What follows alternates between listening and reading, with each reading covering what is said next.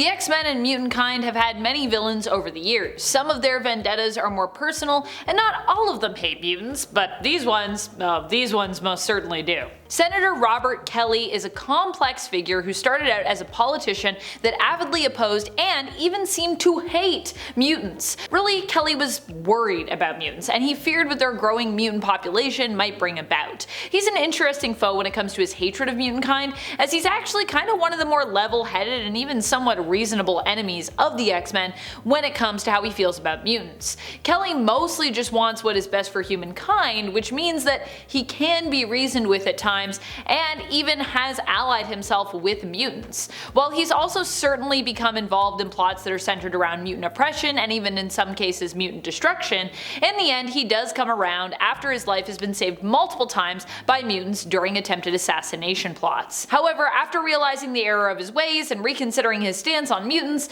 he was then unfortunately killed in one of those assassination attempts, which managed to actually succeed, even with Cable attempting to protect him. Which other villains do you think could or should be redeemed? Do you think any of the people that hate mutants can be redeemed? I mean, I feel like Kelly was, but I don't know. Although the creation and formation of unity we saw from mutant kind during the Dawn of X era caused programs who would use mutants as test subjects and as a means to advance human evolution to shut down, that does not mean that the people behind those organizations disappeared completely. In fact, it seems that instead the few people left who still believed in those programs found one another and created a more secretive organization in the shadows known as Xeno. Xeno was the group behind the assassination of Charles Xavier in the X-Force series, and while Xavier was of course successfully resurrected, Xeno still created quite a shiver of panic among the mutants of Krakoa. A shiver down Krakoa's spine. I don't know if the island has a spine, but if it did. Xeno are ruthless, resourceful, and terrifying in their methods, successfully using the captured Domino skin to ensure their assassination team's success. Yikes. And also ick. I love these ladies so much. They're basically a villainous eco-terrorist version of the Golden Girls group. They are sassy elderly women who used to work for corrupt and greedy biotech companies who did not care about the effects of their work in regards to the planet's well-being. As such, these women decided to fight back. They planted their own seed within all the companies, hoping to infiltrate them over time so that they would then have control of all plant life on Earth, deciding what grows and what does not grow. However, with the Krakoa's miracle plants and miracle medicine hitting the market as a result of the mutant nation being recognized globally, their plans, of course, were threatened. Horticulture formed, and these four women, Opal, Lily, Augusta, and Edith, threatened the mutants of Krakoa. This group is a little lighter when it comes to, I would say, their hatred of mutant kind. Really, they kind of just hate anyone who opposes them and anyone who harms the Earth. That's what they're all about. They're all about just like, we want to make sure that plants are alright. That's their plan. So when they first attacked, it was with a green sticky substance that appeared to neutralize mutant powers, and they actually vowed to either cause Krakoa to join them, or they would basically cut them down like a weed. So they were just basically like, look, we don't have to hate you, but don't be a jerk. Probably one of the worst mutant-hating villains, or perhaps in terms of how much he hates them, one of the best, I guess you could say, in this regard, is Reverend William Stryker. Stryker sees mutants as demons, and due to his own personal beliefs and experiences, he believes it's basically his true divine calling to like eradicate them. He has been a villain of the X-Men, Wolverine, and he's also of course been affiliated with the Weapon X program. Yeah. I really love Brimstone Love. Such a fun, weird villain. Brimstone Love is a seemingly complicated villain in the Earth 616 reality. He initially appeared as an alternate reality villain, appearing first in the 2099 alternate future reality of Earth 928. There he is a sadistic villain who's obsessed with misery and pain and seems to thoroughly enjoy tormenting mutants specifically, despite also being a mutant himself. In the Earth 616 reality, he created his theater of pain in response to the creation of Krakoa, but would later seemingly join the mutants during Fall of X after Orchis attacked at the Hellfire Gala and ended up seizing enough power and control to almost completely eradicate planet Earth of mutants. Kind of strange, but I also haven't read what he did later.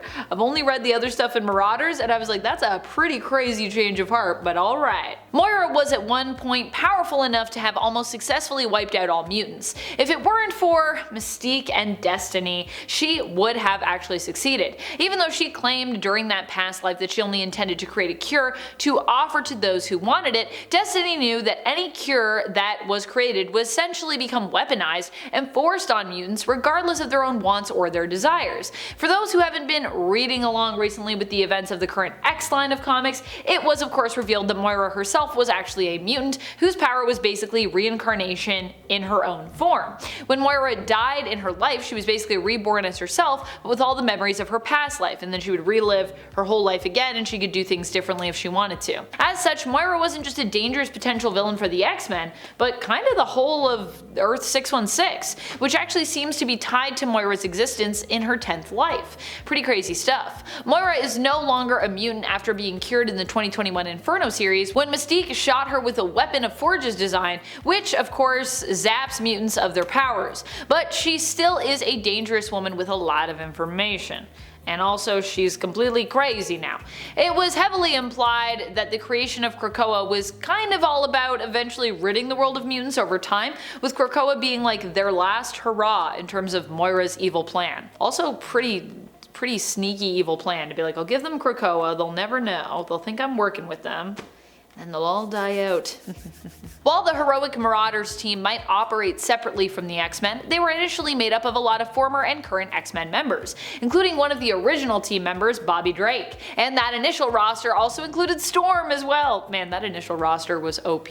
This team, led by Captain Kate, ended up going up against the anti-mutant organization Homines Verendi, which is composed of former Inner Circle members of the Hellfire Club. Also, can we just acknowledge how great the Hellfire Trading Company was though? Separate of course from Homines Verendi, and we're going to talk about that too, but also, man, Hellfire Trading Club, what a great time. Homines Verendi were previously known as the unofficial Hellfire Brats, and were originally part of the Hellfire Academy. The team also has their own White Queen, their own Black King, and the like, similar to the Krakoa's Quiet Council and of course the former Hellfire Club. Although today we know the Hellfire Club as being a mainly mutant villain group when they are being villainous, which more recently of course evolved into the Hellfire Trading Company during the Krakoan era, becoming somewhat more heroic in their pursuits, or at the very least more neutral, considering that Sebastian Shaw was still heavily involved and of course sometimes up to no good. It might surprise you to learn that when the Hellfire Club started, mutant hate was actually one of the things that was on their agenda.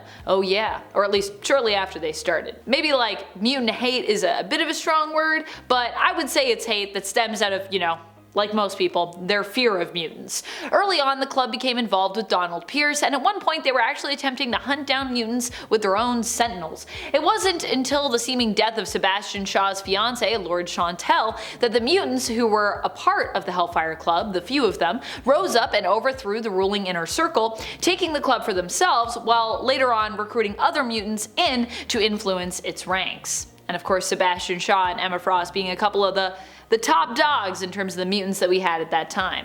Albert Cary made his first appearance in the X-Force 2022 annual. Here he appears as a scientist working for Orchis. In the annual he appeared in, Cary went up against Wolverine, Domino, and Quentin Quire's Kid Omega. Honestly, that would probably be pretty challenging. He planned to do a short burst of tests on the captured mutants after luring them into a trap. He planned on them dying during these tests, but on keeping the data of said tests to learn from.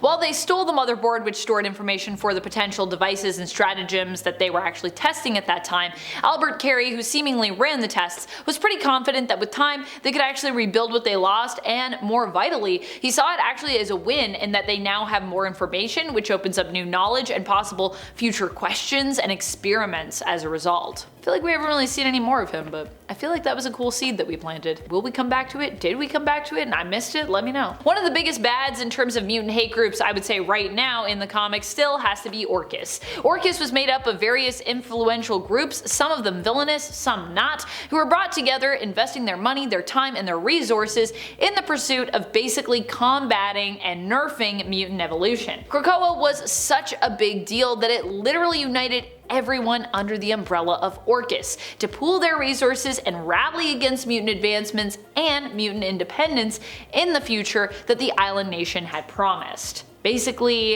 if you all unite to create a really awesome mutant superpower, your enemies and sometimes your allies will also unite to make sure that that power isn't too powerful or maybe doesn't exist at all. That's about it. I'm your host Amanda McKnight. Until next time, you stay nerdy.